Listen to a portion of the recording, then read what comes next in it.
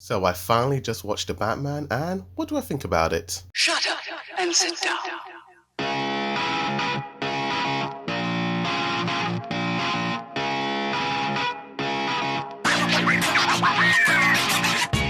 Yo, what's good? It's a boy Dude Reviews. And The Batman, a 2022 American superhero film directed by Matt Reeves, starring Robert Pattinson as the Batman, aka Bruce Wayne. So my feelings on the whole Batman film series has been a little bit shaky in a way. The films are very hit or miss for me. I really enjoyed the 1966 campy film back in the 60s.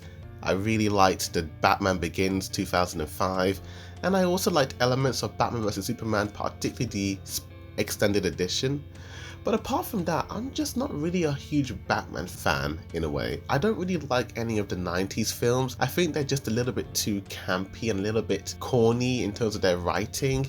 The Dark Knight is fine, but the sequel to that with Bane was just quite unwatchable for me. And with this film, I practically avoided all trailers because I'm not gonna lie, I kind of wasn't that hyped for it. I just wasn't thinking of this film as much. I'm more of an MCU fan than a DC fan, but actually getting into the film theatre and watching it for nearly 3 hours, I'm not gonna lie, but I was pleasantly surprised. And let's talk about the good. I think without a doubt Robert Pattinson is the best Bruce Wayne / Batman in any film. Like, there is just no question about it. I just like how moody and brooding Bruce Wayne is compared to the other ones. It's the first time we don't really see the sort of playboy-esque Bruce Wayne where he's just partying all night long and just sort of putting a front up. This Bruce Wayne barely gets out of the house, and when he does, he's a miserable git. And he's practically Batman without the mask. It's just such a nice change. I like the way his face is always shown without the mask on. And it's not just Robert Pattinson. I think a lot of the cast did a phenomenal job in their roles. Paul Dano as the Riddler was so creepy and just absolutely made your skin crawl every time he was talking. But I think out of all like the side characters, it was definitely John Turturro's character as Carmine Falcone. I think because John Turturro just brings his A game whenever he plays these roles. Even when he was playing the commander guy in the Transformer films, whenever he's on screen, I'm just always here for it, mate. It was also the first Batman film where we got to see more character development of Selina Kyle. As in the other ones, she does have a character, but it's very two-dimensional.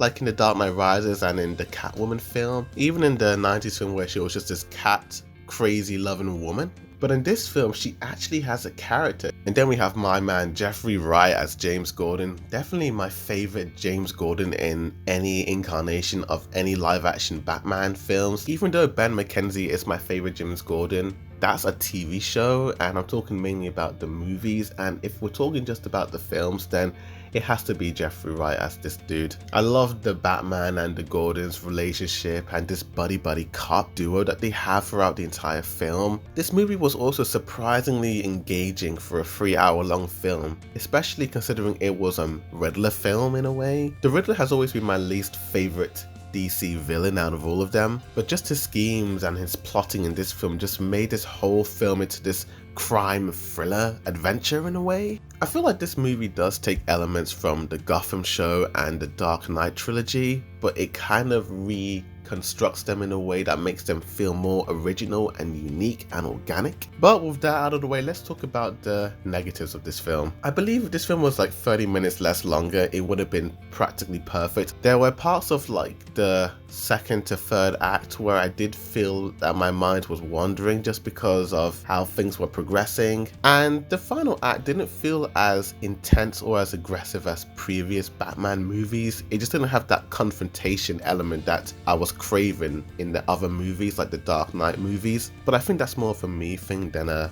actual film thing. I do feel like this movie's climax was more centered on the character and the heart of Batman in a way. So with that out of the way, this movie was a surprisingly great treat to watch. It had great characters, great action, great story, great cinematography, and great music. So without a doubt, this movie gets a 8.5 out of 10 and an A-.